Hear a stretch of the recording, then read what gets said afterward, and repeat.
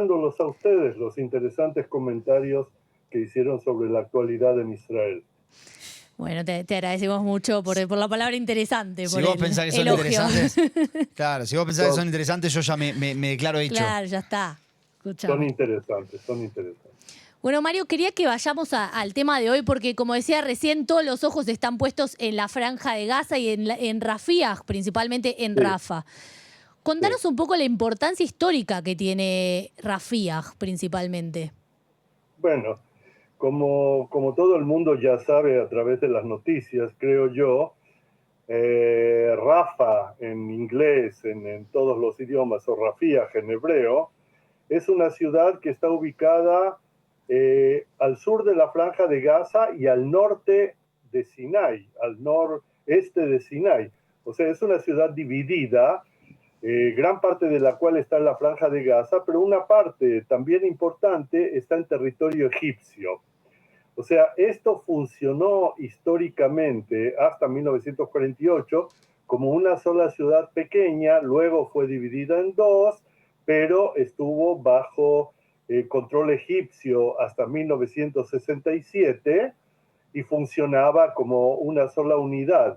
En 1967, con la Guerra de 6 días, esto pasó a estar bajo control dominio israelí y también Rafía era una sola ciudad y en el fondo, hasta que no se firmó la paz con Egipto y se realizaron los intercambios territoriales, diría yo, o la entrega territorial de Israel a Egipto, que fue hacia 1982, o sea, la paz se firmó en el 79, las entregas terminaron en el 82, Rafa siguió siendo una ciudad, pero entonces quedó dividida por la frontera entre Israel y Egipto, quedando gran parte de la ciudad bajo control israelí dentro de la Franja de Gaza, gobernada militarmente por Israel, y otra parte de la ciudad bajo control egipcio, gobernada por Egipto. Desde el 2005, en la desocupación por parte de Israel de la Franja de Gaza, la situación de Rafía y la frontera egipcia siguió siendo la misma, porque los egipcios hablan todo el tiempo de la frontera internacional entre Egipto histórico y lo que fue Palestina, luego Israel históricos, que pasa por la ciudad de Rafía.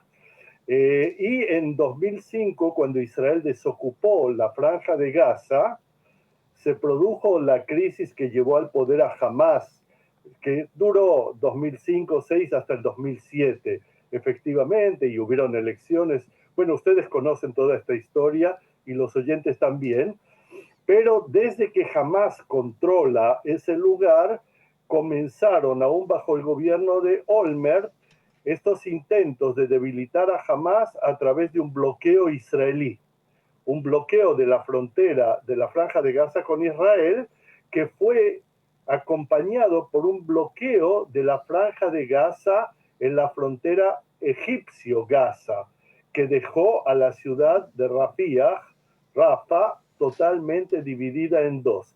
Y entonces Hamás y los otros grupos que actuaban en la Franja de Gaza realizaron un ejercicio casi natural de violar la frontera, y lo hicieron a través de la excavación de múltiples túneles que sirvieron como canales de contrabando de todo, desde alimentos hasta misiles, de la zona egipcia hacia la zona de Gaza, bajo la frontera controlada por Egipto. ¿Cómo es esto posible?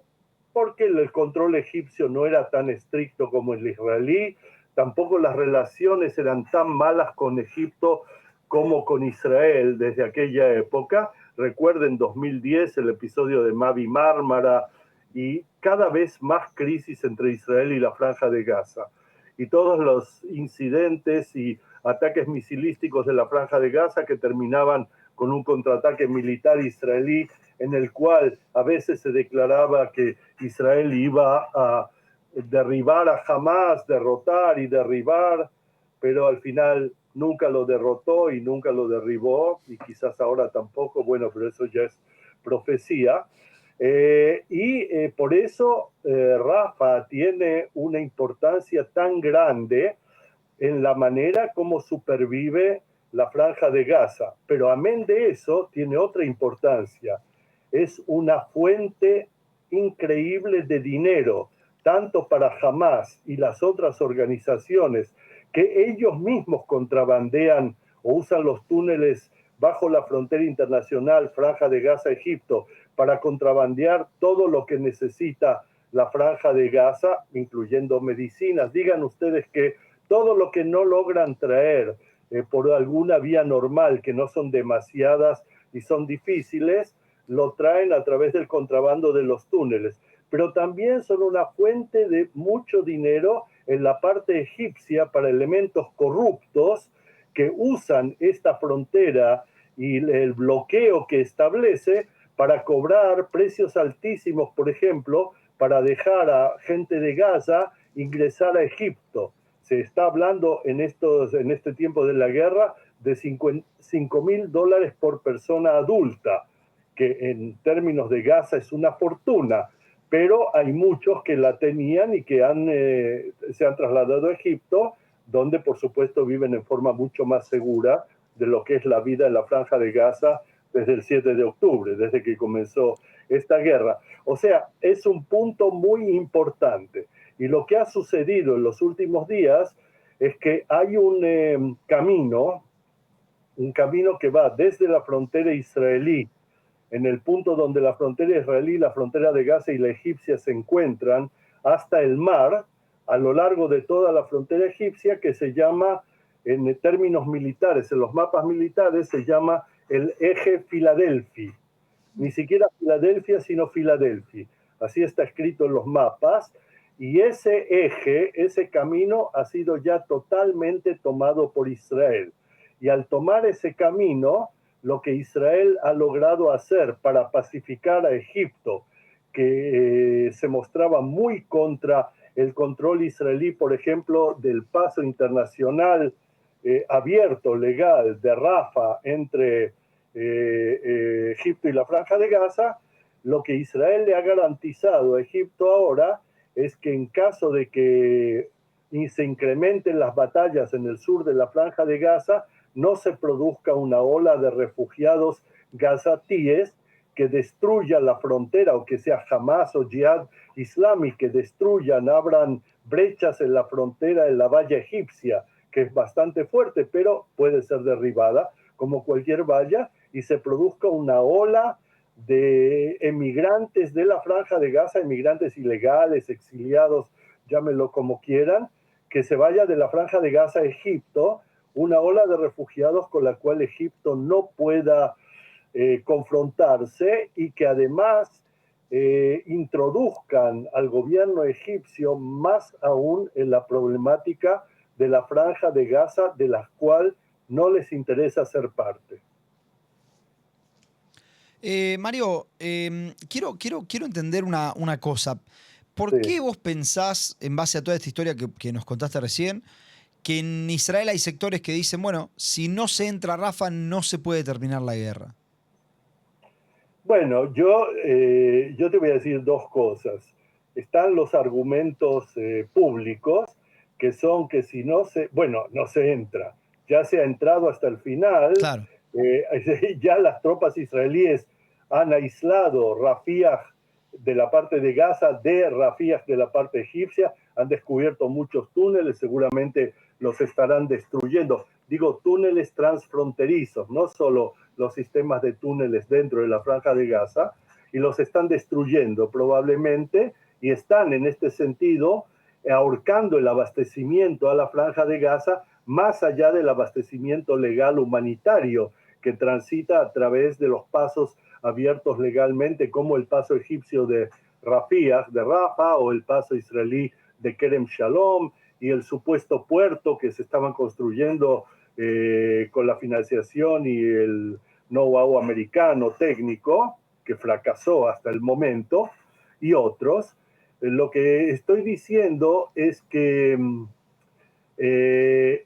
lo que falta para estos círculos israelíes, diría yo, extremistas en su visión de la guerra, o sea que la guerra tiene que llevar a una, entre comillas, victoria final, es derrotar a la brigada de Hamas y lo que queda de Jihad Islami en Rafah, en Rafah misma.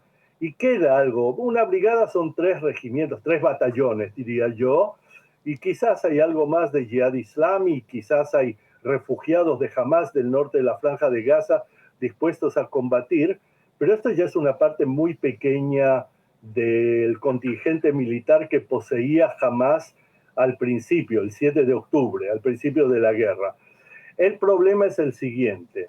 El problema es que hay que preguntarse si una organización como Hamas o una como Jihad Islami, que tienen caras militares y civiles al mismo tiempo y que están muy engranadas dentro de la sociedad civil de la Franja de Gaza, pueden o no ser derrotadas militarmente.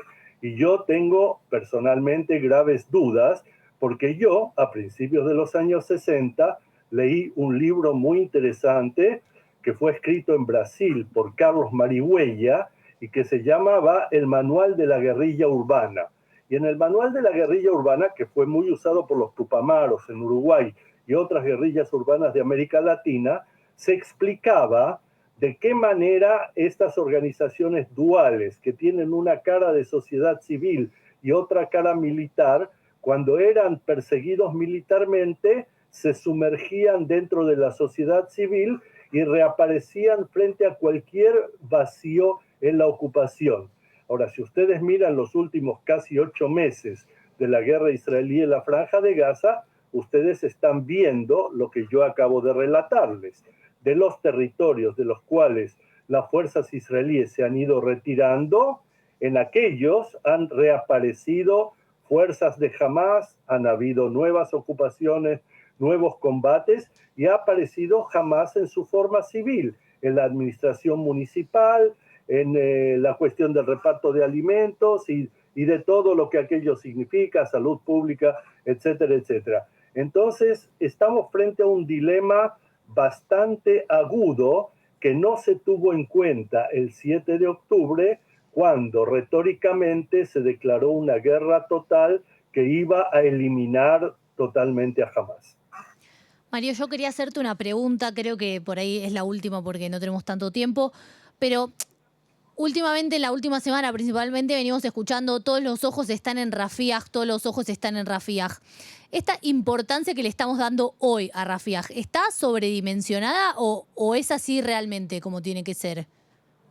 No, no está sobredimensionada. Lo que sucede es que a mí no me ha dado el tiempo para tocar el otro problema, que es el problema de la acusación. Un minuto. Un segundito, Sí, Mario. sí, sí, anuncia.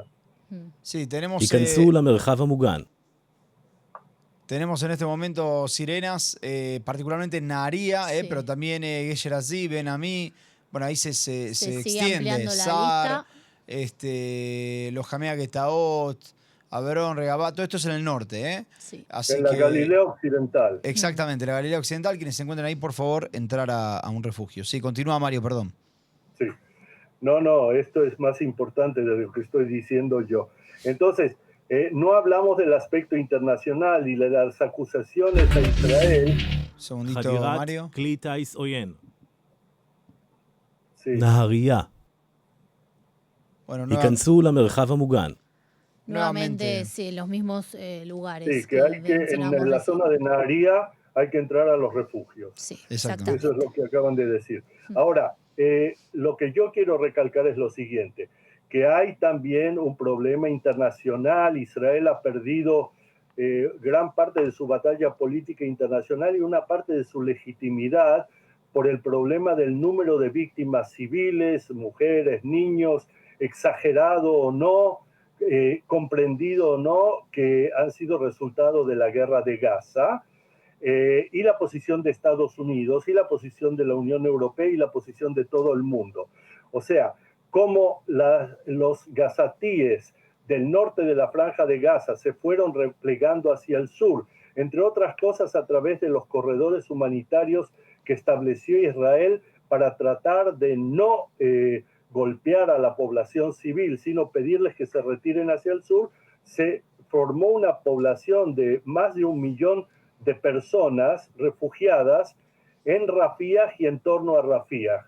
Y el problema es que se percibía la ofensiva israelí a Rafía como una ofensiva israelí que iba a causar muchísimas víctimas civiles, nuevamente muchas mujeres, niños y ancianos, dentro de este 1 millón plus de refugiados que es imposible de evacuar, especialmente mientras se realiza una maniobra militar y mientras hay continuos bombardeos, tanto de artillería como de aviación.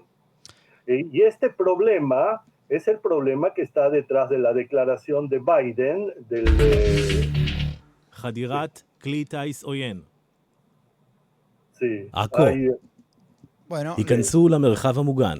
tenemos un poquito más en Aco, en Ena Mifratz, Sí. todas esas zonas, por favor, entrar a un refugio. sí. Sí, Mario, nos quedan 30 segunditos. 30 segundos. Entonces, hay una fortísima presión internacional contra Israel de no ampliar la operación en Rafía. התראה. נהריה. Sí, Mario, me parece que no quieren Sí, que termine. No, estamos. Bueno, lo resumo en una frase. La presión internacional hoy día es para evitar que a sabiendas o no a sabiendas hayan muchas víctimas dentro de la población refugiada que vino del norte de Gaza a Rafía y que ahora parcialmente ha sido reevacuada hacia el norte, pero solo muy parcialmente. Bien, Mario, la verdad te agradecemos Clarísimo. por estar con nosotros y será hasta la próxima. Hasta la próxima chao. será. Chau, chau. Bien, nosotros ya nos retiramos, ya nos estamos Sí. yendo. Nos tenemos que ir, Jessy, decirle a la gente dónde Sí. nos puede ver. Nos pueden ver en YouTube como can.reca.official con doble F, nuestra lista del programa y del nuevo proyecto Nosotros 76 años del Estado de Israel. Nos vamos, nos reencontramos mañana en vivo a las 2 de la tarde. Vamos a hablar sobre las elecciones en el Parlamento Europeo. Chau, Chau, Jessy. chau. Chau a todos.